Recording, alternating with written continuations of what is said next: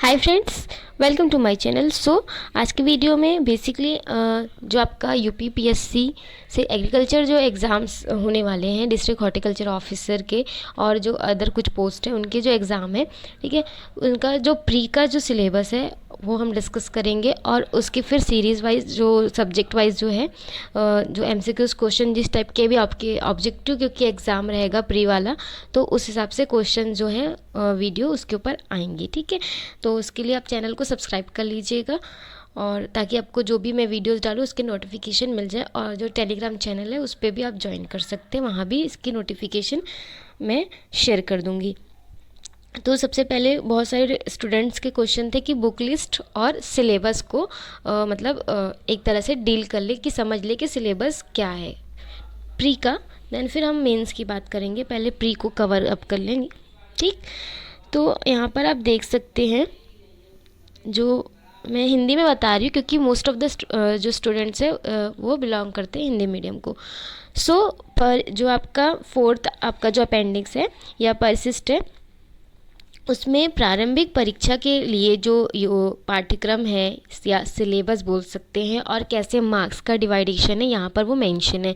Basically आपका जो pre होगा या प्रारंभिक परीक्षा में सामान्य अध्ययन जैसा कि आप जानते हैं यूपी से रिलेटेड, भारत से रिलेटेड और हिस्ट्री जो भी है मतलब इंडिया की, ये सारी चीज़ें वो एक अलग पार्ट है, ठीक है, जिसका हम जो है बाद में देख लेंगे। पहले हमको हमारा मेन जो ज़्यादा मार्क्स का है वो है कृषि विषय।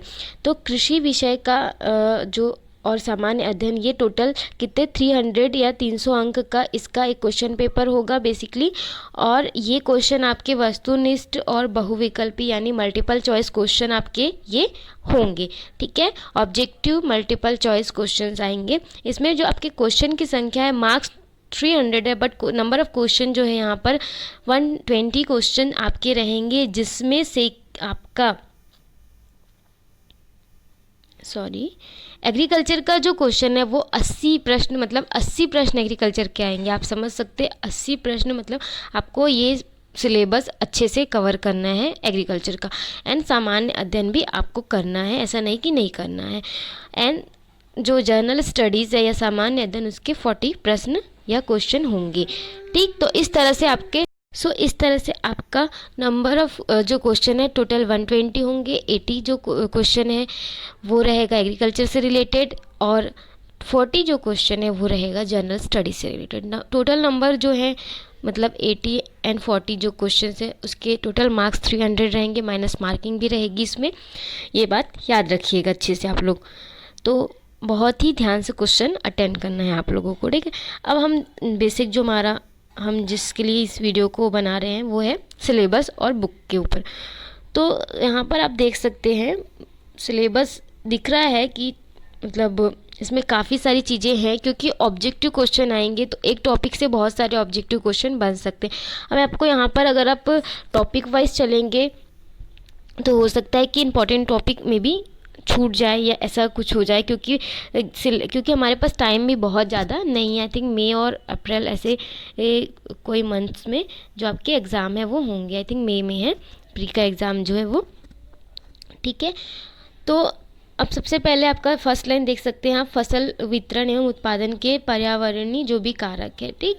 तो इन्वायरमेंटल फैक्टर जो कि आपके क्रॉप प्रोडक्शन को क्या करते हैं, अफेक्ट करते हैं, क्रॉप प्रोडक्शन को, क्रॉप डिस्ट्रीब्यूशन को अफेक्ट करते हैं, वो सारी चीज़ें इसके अंतर्गत आएगी। मतलब जो इकोलॉजिकल पोर्शन है, इन्वायरमेंटल पोर्शन है वो यहाँ पर आएगा, ठीक। नेक्स्ट आपका फसल वृद्धि के कारक के रूप में जलवायु घटक, ठीक। इसमें भी वही इन्वायरमेंटल फैक्टर यानी फसल वृद्धि मतलब कि जब आप क्रॉप प्रोडक्शन करते हैं तो जो ग्रोथ स्टेजेस में लाइक टेम्परेचर है, जो भी क्लाइमेटिक फैक्टर्स है, जैसे सॉइल का फैक्टर है, ठीक है, टोपोग्राफिकल फैक्टर है, ये सारे जो फैक्टर्स हैं एबायोटिक एंड बायोटिक फैक्टर्स जो हैं वो सारे इसमें आएंगे। इससे रिलेटेड एमसीक्यूज हमको सॉल्व करने, बेसिकली हम एमसीक्यूज क्वेश्चन सॉल्व करेंगे।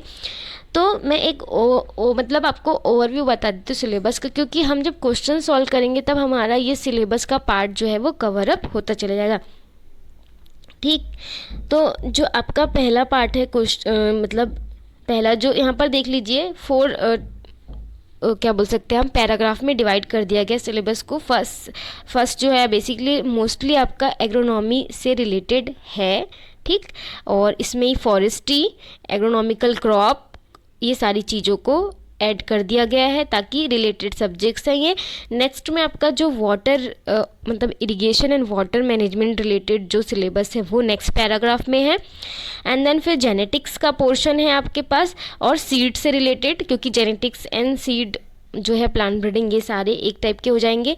एंड देन फिर आपका प्लांट फिजियोलॉजी एंड क्योंकि प्लांट फिजियोलॉजी और हॉर्टिकल्चर में भी मतलब दोनों से का कोरिलेशन रहता है, क्योंकि प्लांट ग्रोथ रेगुलेटर्स का हम बेसिकली हॉर्टिकल्चर क्रॉप्स में बहुत ज़्यादा यूज़ करते हैं, ठीक, तो उसको लास्ट पैराग्राफ में दिया गया है।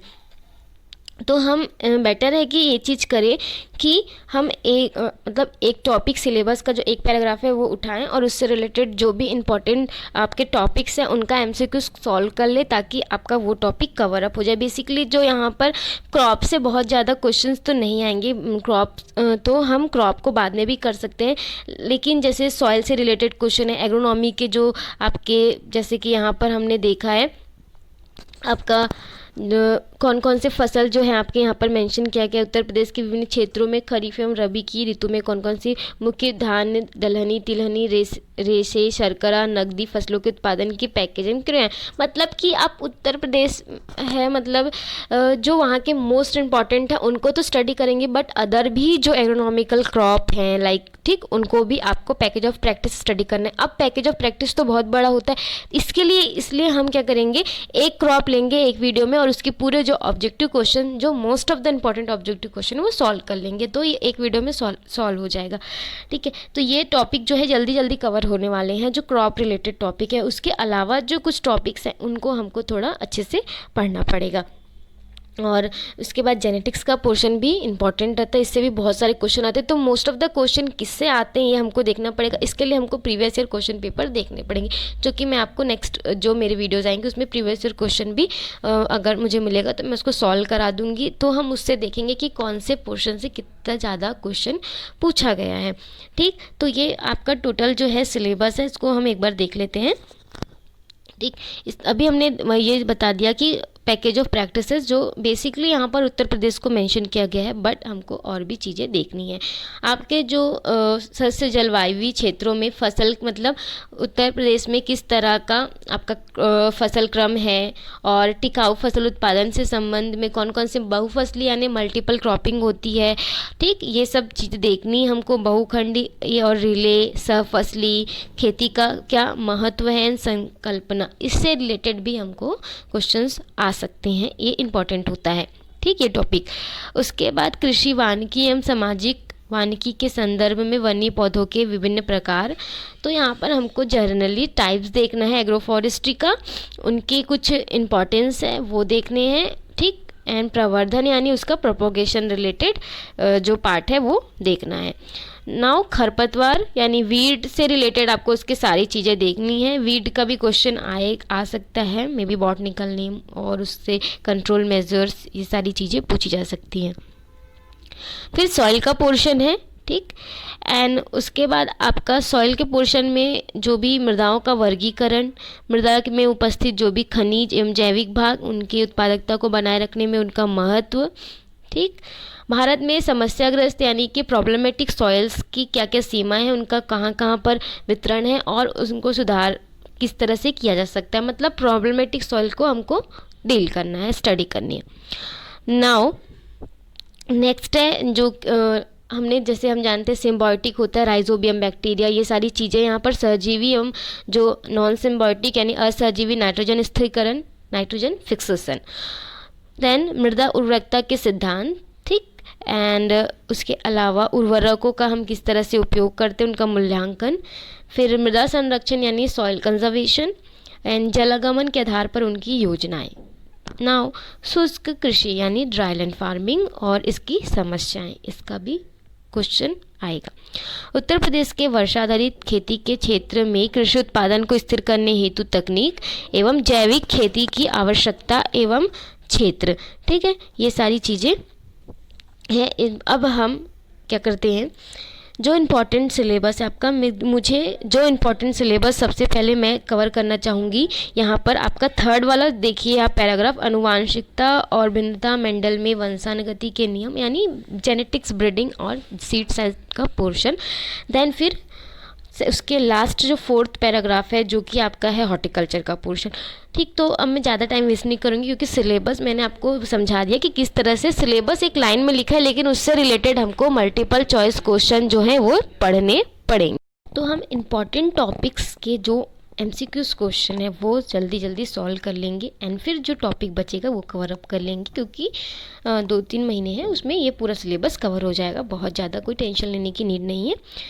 फिर हम टाइम बचेगा तो मेंस से रिलेटेड भी चीज़ें देख लेंगे डिस्ट्रिक्ट हॉर्टिकल्चर ऑफिसर के लिए। ये हो गया आपका प्री का सिलेबस। अब आपको बुक लिस्ट पता करनी थी, यानी बुक लिस्ट चाहिए इस टॉपिक के रिलेटेड। आप कौन से घर पे भी, जैसे वीडियोस तो आप देखते हैं पर अपनी सेल्फ स्टडी के लिए आपको बुक्स भी ज़रूरी हैं, तो मैं बुक्स के नाम आपको बता देती हूँ। ये है बुक लिस्ट। ठीक, बेसिकली मैं बहुत ज़्यादा बुक्स नहीं बता रही हूँ आपको, क्योंकि हर बुक्स आप मतलब कितनी बुक्स आप खरीदेंगे।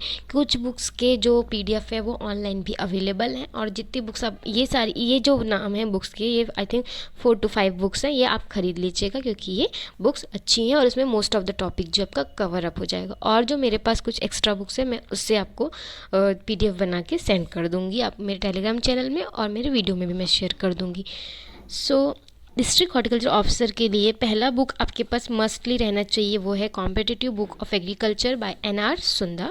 ये आपकी मैं बोथ लैंग्वेजेस की बुक बता रही हूँ। ठीक, बोथ लैंग्वेज में है, आपको हिंदी में पढ़ना आप हिंदी में पढ़ सकते हैं, इंग्लिश में पढ़ना इंग्लिश में पढ़ सकते हैं। ना second book is the fundamental of agriculture. ये इसके 2 वॉल्यूम है, दोनों ले लेना आप, वॉल्यूम 1 एंड वॉल्यूम 2, अलग अलग टॉपिक्स हैं। मतलब पहले वॉल्यूम में आई थिंक हॉर्टिकल्चर, जेनेटिक्स और कुछ और जो वो सिलेबस है वो है, एंड देन फिर सेकेंड वॉल्यूम में कुछ और सब्जेक्ट्स हैं, मुझे सब्जेक्ट्स याद नहीं क्योंकि। ठीक, तो फंडामेंटल ऑफ एग्रीकल्चर का वॉल्यूम 1 एंड 2 आपको दोनों लेना है। इसके राइटर का नाम है अरुण कात्यान, बोथ लैंग्वेजेस में है, जिसमें भी आपको प्रेफर करना है आप कर सकते हैं। Now third is the objective agriculture by SR कंटावा। SR कंटावा के ऑब्जेक्टिव एग्रीकल्चर, ये भी क्या है, इनमें भी सारे सब्जेक्ट्स के MCQs क्वेश्चन हैं जो कि आप वहाँ पर सॉल्व कर सकते हैं एग्ज़ाम के पॉइंट ऑफ व्यू से। अब हॉर्टिकल्चर का सिलेबस के लिए आप इंस्टेंट हॉर्टिकल्चर या फिर दोनों में से कोई एक लीजिएगा। दोनों में से इसलिए बता रही हूँ कि किसी को ये भी पसंद, इसकी लैंग्वेज पसंद आ सकती है, किसी को इस बुक की लैंग्वेज पसंद आ सकती है। तो या तो आप instant horticulture by SN Gupta या आप ग्लॉस्टर्स हॉर्टिकल्चर, ठीक है, जिसके राइटर का नाम मुथु कुमार एंड P सेल्वा कुमार है, तो ये बुक आप ले सकते हैं। और ऑनलाइन कुछ इंपॉर्टेंट 1-2 PDF हैं, 2-3 PDF है जो बहुत अच्छे हैं, वो मैं अपने टेलीग्राम चैनल पर शेयर मैंने कर चुका है पहले ही, पर मैं और आपके लिए शेयर कर दूंगी और आप वहाँ से डाउनलोड कर लीजिएगा।